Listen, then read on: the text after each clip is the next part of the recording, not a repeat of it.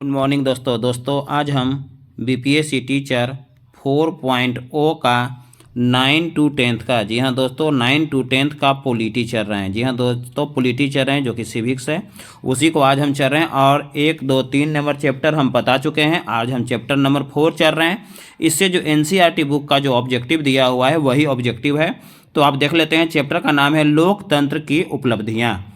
तो चलिए इसके बारे में शुरू करते हैं। शुरू करने से पहले अगर आप मेरे चैनल पर पहली बार विजिट कर रहे हैं तो चैनल को सब्सक्राइब कर दें, साथ में बेल आइकन दबा दें ताकि हम जो भी वीडियो अपलोड करें उसका नोटिफिकेशन आप तक मिलता रहे। तो चलिए वीडियो को शुरू करते हैं। पहला है, कौन सी बात लोकतांत्रिक व्यवस्था के अनुरूप नहीं है? ए, कानून के समझ समानता। बी, दूसरा है स्वतंत्र एवं निष्पक्ष चुनाव। तीसरा है उत्तरदायी शासन व्यवस्था। चौथा है बहुसंख्यकों का शासन।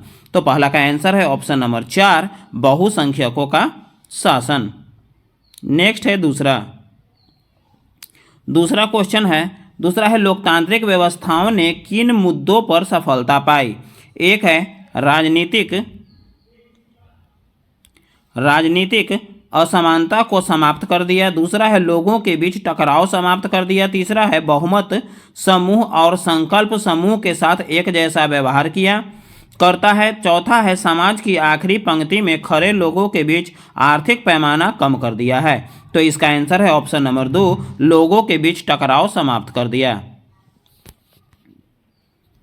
नेक्स्ट है तीसरा है कि लोकतंत्र की सफलता का कारण है। ए, शिक्षित। बी, जानकारी का अभाव। सी है असफल इंसान। 4 है बागडोर संभालने का ज्ञान न हो। तो तीसरा का हो जाएगा आंसर ऑप्शन नंबर 1, शिक्षित, क्योंकि सफलता जब होगा लोग शिक्षित होंगे तभी सफल होगा। नेक्स्ट है 4, 15वीं लोकसभा चुनाव कब हुआ? एक है 2010, दूसरा है 2009, तीसरा है 2008, चौथा है 2007।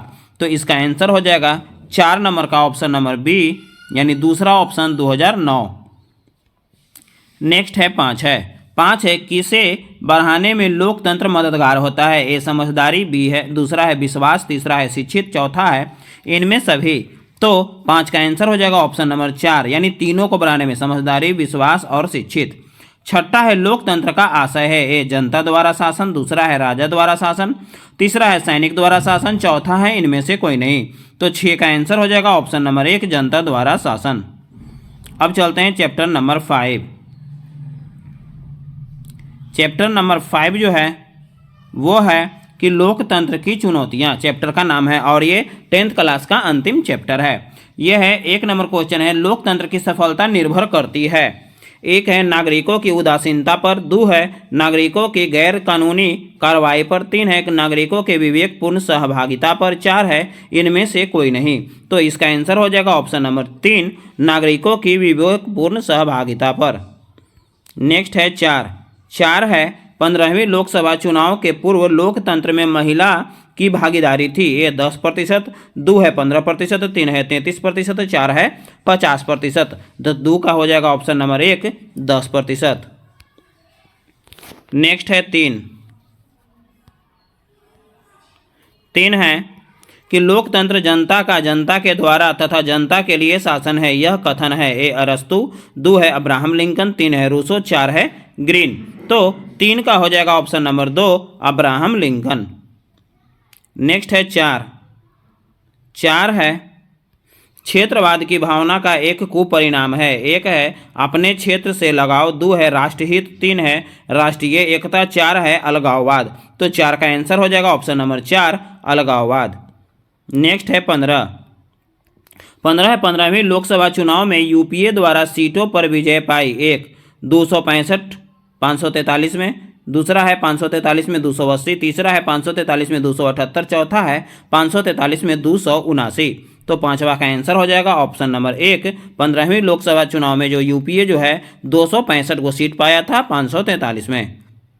नेक्स्ट है 6 नंबर है भारतीय लोकतंत्र किस प्रकार का है? ए, एकात्मक। 2 संघात्मक। 3 प्रतिनिधात्मक। 4 लोकतंत्रात्मक। तो 6 का हो जाएगा ऑप्शन नंबर 3, प्रतिनिधियात्मक। अगला है 7 है किसने कहा कार्यपालिका में ऊर्जा होनी चाहिए? तो विधायिका में दूरदर्शिता, जबकि न्यायपालिका में सत्य के प्रति निष्ठा और संयम हो। 1 है रूसो। 2 है अलेक्जेंडर हैमिल्टन। 3 है मार्शल। 4 है हिटलर। तो 7 का हो जाएगा option number 2 Alexander Hamilton. Next है 8 नंबर। 8 नंबर है राजनीतिक सुधार का तात्पर्य है। 1 राजनीतिक दलों में सुधार को राजनीतिक सुधार कहा जाता है। 2 है लोकतंत्र के विभिन्न चुनौतियों के बारे में सभी सुझाव या प्रस्ताव लोकतांत्रिक सुधार या राजनीतिक सुधार कहे जाते हैं। 3 है राजनीतिक व्यवस्था में सुधार और चौथा है राजनीतिक गतिविधियों में सुधार। तो 8 का हो जाएगा ऑप्शन नंबर 2 लोकतंत्र के विभिन्न चुनौतियों के बारे में सभी सुझाव या प्रस्ताव लोकतांत्रिक सुधार या राजनीतिक सुधार कहे जाते हैं। नेक्स्ट है 9 नंबर। 9 नंबर है लोकतंत्र की परिभाषा का अर्थ बताएं। 1 है लोकतंत्र शासन का वह स्वरूप है जिसमें लोग अपने शासन का चुनाव करते हैं। फिर नेक्स्ट है, फिर दूसरा है इसमें ऑप्शन कि लोकतंत्र संसदीय शासन प्रणाली का दूसरा रूप है। 3 है लोकतंत्र विभिन्न प्रकार चुनौतियों का सामना करता है। 4 है अफसरशाही के माध्यम से चलाया जाने वाला शासन लोकतंत्र कहलाता है। तो इसका आंसर हो जाएगा ऑप्शन नंबर 1 लोकतंत्र शासन का वह स्वरूप है जिसमें लोग अपने शासन को चुनाव करते हैं। तो पहला आंसर हो जाएगा। नेक्स्ट है 10। 10 जो है बड़ा है, चलिए 10 नंबर है एक अच्छे लोकतंत्र को किस प्रकार परिभाषित किया जा सकता है। 1 अच्छे लोकतंत्र को शासन को जनता चुने और जनता की भावनाओं और आकांक्षाओं के अनुरूप शासन काम करे। 2 है अच्छे प्रशासक और अच्छे प्रशासक तंत्र अच्छे लोकतंत्र के गुण है। 3 है शासन में जनता की भागीदारी ही अच्छे लोकतंत्र का गुण है। 4 है जनता को अधिक से अधिक अधिकार मिलने ही अच्छे लोकतंत्र का गुण है। तो 10 का हो जाएगा ऑप्शन नंबर 1 एक अच्छे लोकतंत्र में शासन को जनता चुने और जनता की भावनाओं और आकांक्षाओं के अनुरूप शासन काम करे। नेक्स्ट है 11। 11 है, थोड़ा सा बड़ा कर देते हैं। 11 है लोकतांत्रिक सुधारों को किस प्रकार लागू किया जा सकता है। ए लोकतांत्रिक सुधारों को कानून और विभिन्न नीतियों या फॉर्मूलों से लागू किया जा सकता है। 2 है लोकतांत्रिक सुधारों को प्रशासनिक तंत्र द्वारा लागू किया जा सकता है। 3 है लोकतांत्रिक सुधारों को योजना आयोग के माध्यम से लागू किया जा सकता है। 4 है लोकतांत्रिक सुधारों को प्रधानमंत्री कार्यालय द्वारा लागू किया जा सकता है। तो 11 का 1 नंबर आंसर होगा लोकतांत्रिक सुधारों को कानून और विभिन्न नीतियों या फॉर्मूलों से लागू किया जा सकता है। नेक्स्ट है 12। 12 है दुनिया के कितने भागों में लोकतांत्रिक शासन नहीं है। 1 लगभग आधे भाग में। 2 है लगभग 1/3 भाग में। 3 है लगभग 1/4 भाग में। 4 है लगभग 2/3 भाग में। तो 12 का हो जाएगा ऑप्शन नंबर 3 लगभग 1/4 भाग में। 13 है चुनौती किसे कहते हैं। 1 विभिन्न प्रकार के संघर्ष। 2 विभिन्न तरह की मुश्किलें। 3 लोकतांत्रिक व्यवस्था। 4 उपरोक्त सभी। तो 13 का हो जाएगा ऑप्शन नंबर 2 विभिन्न तरह की मुश्किलें। नेक्स्ट है 14। 14 है कि विस्तार की चुनौती से आप क्या समझते हैं। 1 लोकतांत्रिक शासक के बुनियादी सिद्धांतों को सभी इलाकों सभी सामाजिक समूह और विभिन्न संस्थाओं में लागू करना। 2 है स्थानीय सरकारों को अधिक अधिकार संपन्न बनाना। 3 है महिलाओं और अल्पसंख्यक समूहों के उचित भागीदारी सुनिश्चित करना। और 4 है उपयुक्त सही। तो 14 का हो जाएगा ऑप्शन नंबर 4 उपयुक्त में से सभी, यानी तीनों ये ऑप्शन होगा। दोस्तों ये वीडियो अच्छा लग रहा हो तो एक लाइक जरूर कर दें।